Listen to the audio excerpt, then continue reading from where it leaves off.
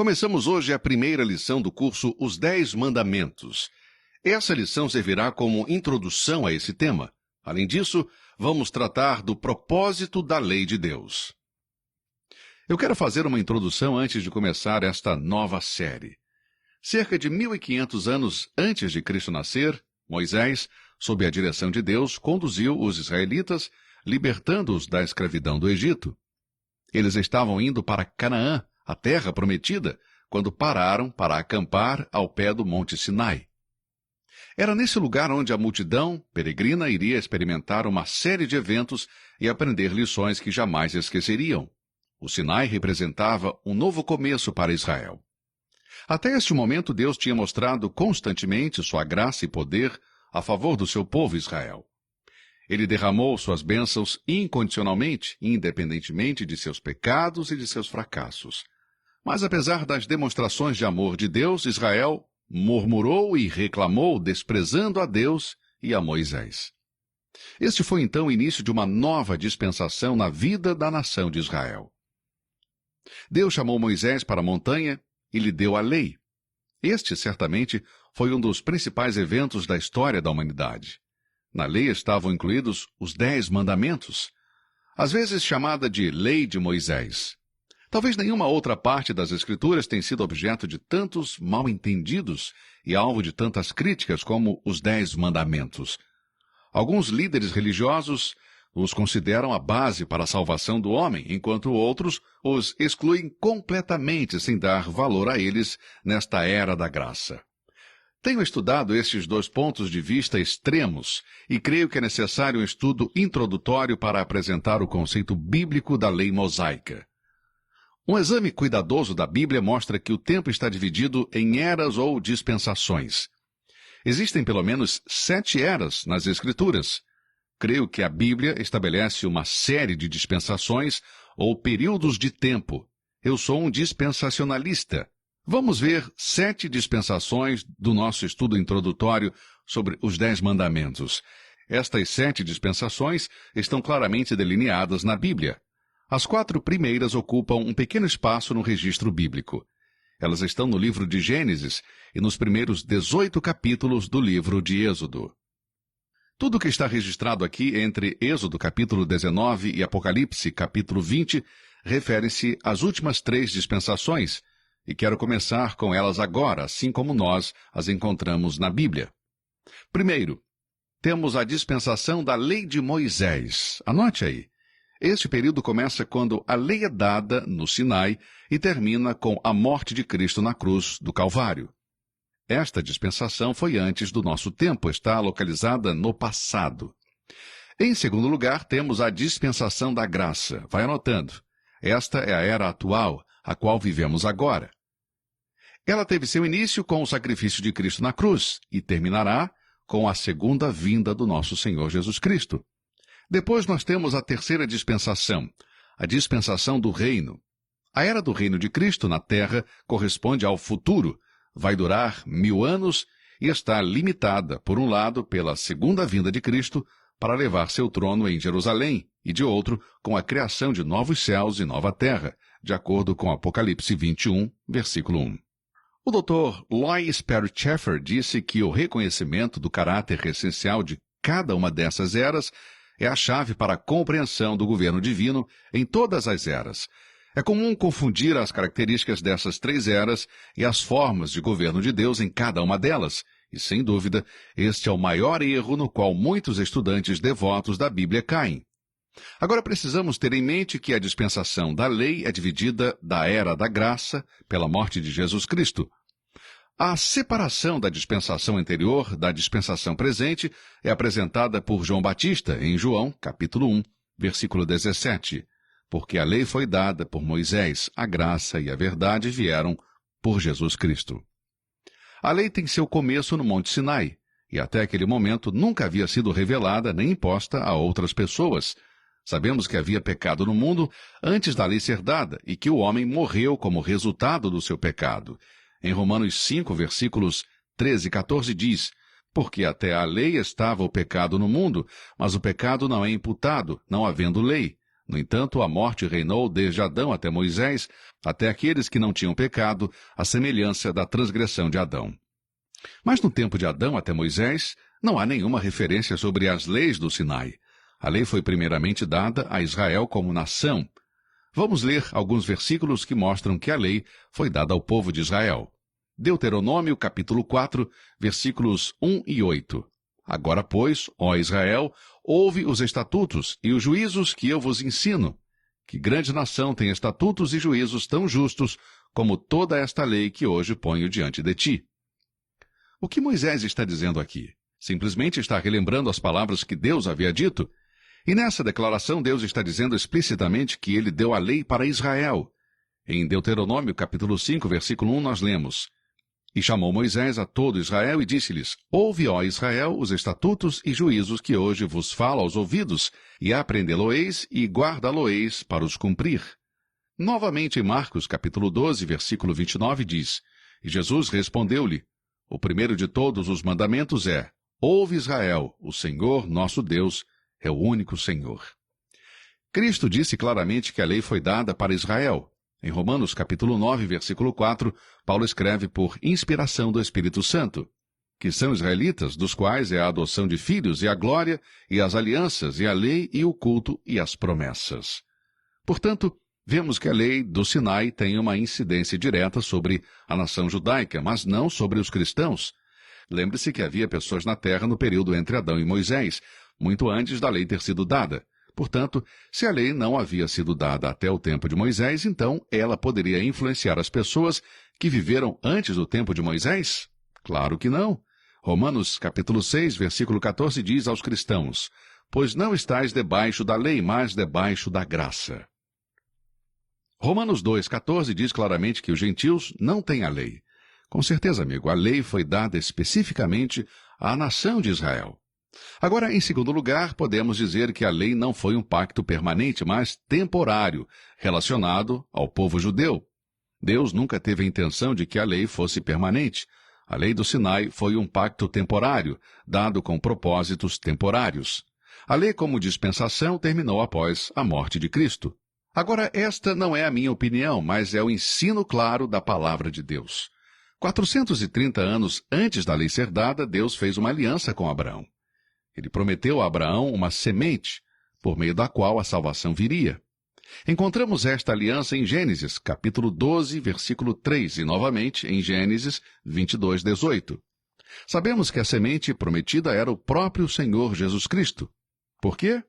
Bom, porque a bênção de Abraão viria aos gentios através de Cristo, conforme Gálatas 3, 14.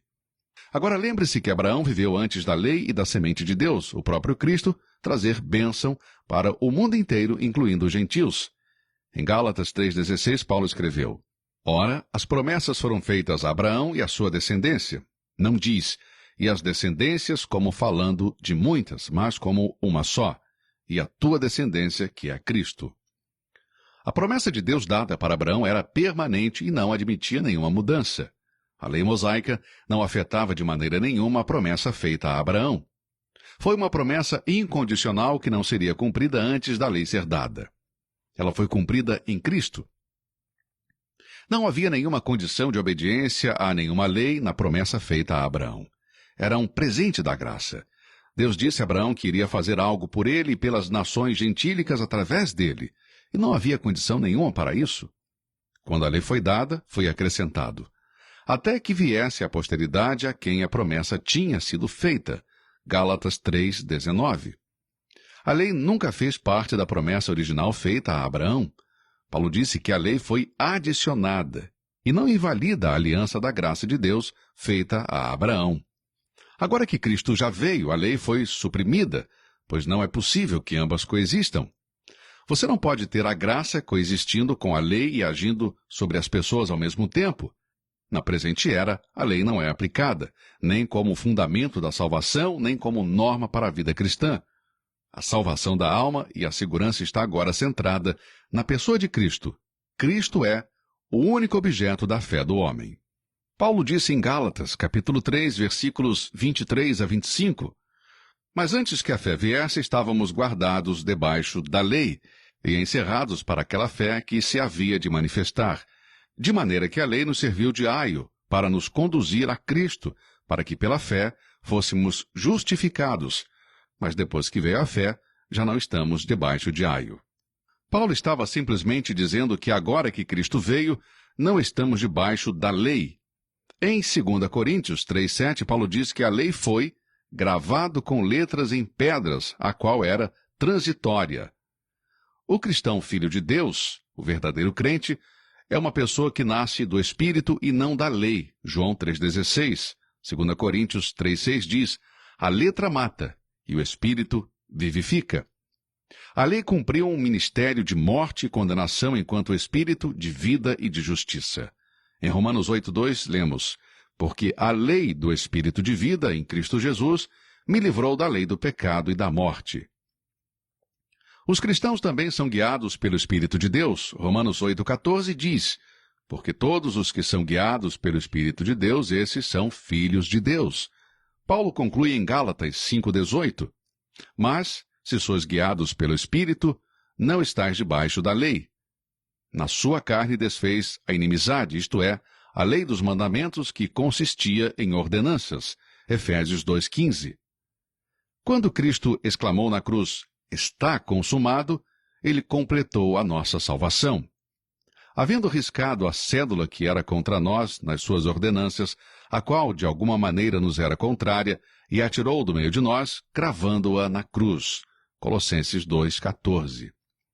Todas estas são verdades muito importantes, e as pessoas precisam ver que a lei é uma parte da palavra de Deus que permanecerá para sempre. Mas nem tudo que Deus escreveu na Bíblia é para todas as pessoas em todos os momentos. Agora vamos ver um outro ponto de grande importância. Por favor, grave bem isso aí na sua mente, meu querido amigo. A lei não pode ser obedecida por nenhum homem. Mais uma vez, a lei não pode ser obedecida por nenhum homem. Nenhuma pessoa que já viveu na terra, ou que está vivendo agora, ou que vai viver, guardou a lei de Deus perfeitamente, exceto um, o Senhor Jesus Cristo. É muito importante que o homem veja a si mesmo da maneira que Deus descreve em sua palavra. A maioria de nós mostra os seus pontos fortes. Buscamos a bondade em nós mesmos e nos consolamos dizendo que há algo de bom mesmo no pior de nós. Mas o que Deus diz em sua palavra? Vamos ver em Gênesis 8:21. Porque a imaginação do coração do homem é má desde sua meninice. Você não precisa ensinar uma criança a mentir ou roubar. Você não matricula seu filho em uma escola especial onde ensinam a fazer coisas más? A intenção do coração das crianças é má. Eles são capazes de inventar uma mentira ou roubar ou o que for. Não é necessário que você ensine. Eles não possuem uma bondade inerente. Vamos ler Salmos 14, versículos 2 e 3. O Senhor olhou desde os céus para os filhos dos homens, para ver se havia algum que tivesse entendimento e buscasse a Deus. Depois chegou a esta conclusão, preste bem atenção. Desviaram-se todos e juntamente se fizeram imundos, não há quem faça o bem, não há sequer um. Isaías 64:6 diz: mas todos nós somos como o imundo, e todas as nossas justiças como o trapo da imundícia. Romanos 3:11: não há ninguém que entenda, não há ninguém que busque a Deus. Romanos 3:12: não há quem faça o bem, não há nenhum só. Romanos 3:23: porque todos pecaram e carecem da glória de Deus. 1 João 1:8: se dissermos que não temos pecado, enganamo-nos a nós mesmos e não há verdade em nós. É assim que Deus vê o coração do homem. Sabemos que o Senhor é santo e odeia o pecado e, portanto, sua santidade e os seus juízos exigem que o pecado seja punido. Mas como escapar da condenação do Deus Todo-Poderoso? É o grande problema que o pecador enfrenta. Sabemos que tudo o que o homem semear, isso também ceifará, de acordo com Gálatas 6:7. Como então o homem pode ser justificado por Deus? Certamente não é porque ele guarda a lei, porque nenhum de nós pode obedecer completamente à santa lei de Deus. Eu não estou dizendo que todas as pessoas quebram a lei na mesma proporção. Eu não estou dizendo isso. Tenho certeza que você vai concordar comigo que algumas pessoas estão acima de outros em sua bondade moral. Há pessoas que não são dadas à mentira, há outros que são mentirosos crônicos, e você não pode confiar neles. Existem pessoas que estão sempre pensando em roubar, outras pessoas não roubam. Mas não há nenhuma pessoa que tenha guardado a lei de Deus completamente. Deus escreveu em Romanos 8:7, porquanto a inclinação da carne é inimizade contra Deus, pois não é sujeita à lei de Deus, nem em verdade o pode ser. Mesmo que um homem deseja ser subordinado à lei de Deus, ele seria incapaz de fazê-lo. A carne, o estado corrupto do homem, faz com que seja impossível erradicar o pecado. Mesmo quando fazemos o bem, o mal reside em nós. A carne não se sujeita à lei de Deus. Desde que Deus deu as tábuas da lei a Moisés, a incapacidade de obedecê-la é universal. E, meu amigo, você não é diferente do resto da raça humana? Não é melhor do que o resto de nós? Nós somos culpados de violar a lei de Deus em um ponto ou em outro. Devido ao fracasso universal em obedecer à lei, o juízo de Deus vem e a lei se torna uma maldição sobre aqueles que a quebraram. Esse ensinamento é muito difícil para algumas pessoas aceitarem, porque pensam que se fizerem o melhor, isso será o suficiente para Deus. Mas não é assim, não é verdade. Gálatas 3:10 declara: todos aqueles, pois, que são das obras da lei estão debaixo da maldição, porque está escrito: maldito todo aquele que não permanecer em todas as coisas que estão escritas no livro da lei, para fazê-las. Sublinha aí este versículo Gálatas 3:10. Maldito todo aquele que não permanecer em todas as coisas que estão escritas no livro da lei para fazê-las. O apóstolo Paulo pegou este versículo de Deuteronômio, capítulo 27, versículo 26, e ele simplesmente significa que a lei nunca ofereceu uma recompensa por guardar parte dela, mas sempre impôs uma punição por quebrar qualquer parte dela. A lei exige perfeição absoluta. Nunca exigiu que alguém fizesse o melhor que pudesse. Esta é a filosofia do homem, não a filosofia de Deus. Deus não pensa da mesma forma que nós. Portanto, dizemos, bem, se eu faço o melhor que posso, eu faço o melhor que eu sou capaz de fazer, e Deus certamente me aceitará. Mais uma vez, amigo, a lei exige perfeição absoluta. Não é suficiente fazer o melhor. Em Gálatas 5:3, Paulo escreveu: e de novo protesto a todo homem que se deixa circuncidar, que está obrigado a guardar toda a lei. O apóstolo Tiago escreveu estas palavras: porque qualquer que guardar toda a lei e tropeçar em um só ponto, tornou-se culpado de todos. Tiago 2:10. Agora, amigo, estas são palavras duras para qualquer um de nós. Há muitas pessoas em diferentes igrejas que são ensinadas a obedecer à lei. Eles dizem que Deus lhes dará uma recompensa por fazer o melhor que podem. Isso é mentira, a Bíblia não ensina assim. A Bíblia ensina que a lei é uma unidade, e qualquer pessoa que violar um ponto da lei é culpado diante de Deus.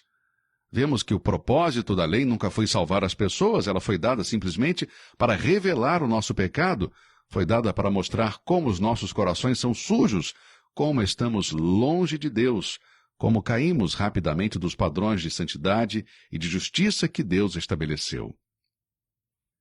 Agora chegamos a um ponto muito importante. A lei não tem poder para salvar. Paulo disse algo sobre isso em Romanos 8:3, que é de vital importância. Vamos ler. Porquanto que era impossível a lei, visto como estava enferma pela carne, Deus, enviando o seu Filho em semelhança da carne do pecado, pelo pecado condenou o pecado na carne. Sublinhe aí em sua Bíblia a frase, o que era impossível à lei. Como podemos ver, Deus nunca teve como propósito que a lei convertesse um homem injusto em uma pessoa justa, que a lei salvasse uma pessoa. Isso era algo que a lei não podia fazer. Isso é o que diz Romanos 8:3. A lei não pode salvar. A redenção de um pecador foi planejada por Deus na eternidade passada. Jesus foi o Cordeiro morto antes da fundação do mundo. Através da sua morte na cruz do Calvário, Cristo nos redimiu da morte eterna e da condenação, que é o preço por quebrar a lei. Gálatas 3:13 diz: Cristo nos resgatou da maldição da lei, fazendo-se maldição por nós, porque está escrito: maldito todo aquele que for pendurado no madeiro. Embora a lei tenha sido dada para revelar a justiça, nunca foi destinada para criar justiça. Ela não poderia fazer isso. Romanos 10:4 diz: porque o fim da lei é Cristo para a justiça de todo aquele que crê. A lei é santa, é justa e boa, mas é o símbolo da escravidão. Quando eu era criança, participei da escola dominical, onde memorizamos os 10 mandamentos. Eu sabia de cor e poderia repeti-los com exatidão quando alguém me pedia para fazê-lo. Participei de 3 classes diferentes, com 6 professores diferentes. Cada professor começava a sua classe verificando se os alunos aprenderam os 10 mandamentos. Após vários anos estudando a lei na escola dominical, eu ainda era um pecador, a caminho do inferno. Agora surge uma pergunta: qual é o uso legítimo da lei? Por que a lei foi dada? Esta questão foi antecipada pelo Espírito de Deus, que usou Paulo para escrever em Gálatas 3,19. Qual era então o propósito da lei? Foi acrescentada por causa das transgressões, até que viesse o descendente a quem se referia a promessa, e foi promulgada por meio de anjos, pela mão de um mediador. Se a lei não salva ninguém, Paulo pergunta: para que serve a lei? Se ela não satisfaz a necessidade da alma do homem, ela não é inútil. Se a nossa salvação está completa em Jesus Cristo e a lei não serve como meio de salvação, para que serve então a lei? Esta e outras perguntas surgem nas mentes daqueles que ouvem pela primeira vez que a lei não faz nada para o homem chegar ao céu. A lei não deve ser subestimada. 1 Timóteo 1,8 diz: sabemos, porém, que a lei é boa, se alguém dela usa legitimamente.